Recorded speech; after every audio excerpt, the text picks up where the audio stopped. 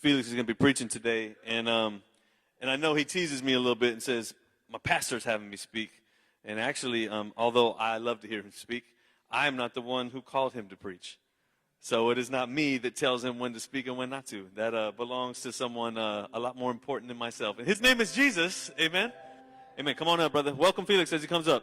He talked about the woman that fell onto Jesus' feet crying, and she washed Jesus' feet with her tears and washed it with her hair. And he was talking about the incense. You remember that? When he broke it?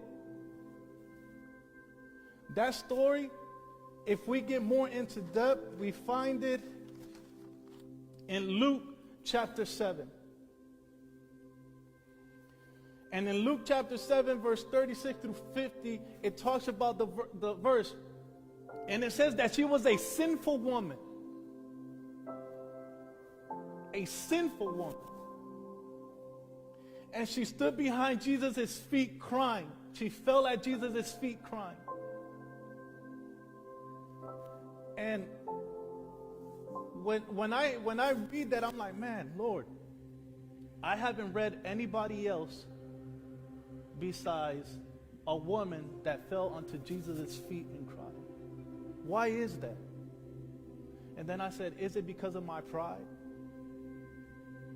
Is it because of our pride that we don't fall onto Jesus' feet and cry out to him? Remember, I was raised different. Men's don't cry. Men's are the strong one. But it's okay to go up to Jesus' feet and say, Lord, I am weak. Lord, I am weak and I need you. And this story how this woman came, and it says in verse 39 how the Pharisee who asked Jesus to come to his house and saw this, and he thought to himself, Jesus, if he was a prophet, he thought to himself, if Jesus was really a prophet, he would know who that lady is that's crying at his feet. People may look at you a certain way. People may see you a different way. But God sees you for who you are. And it doesn't matter if you're a sinner. It doesn't matter if you are a Christian. The important thing that he didn't care if that woman was a sinner. The thing that he seen how she came to Jesus' feet and began to lay that burden of sin to his feet.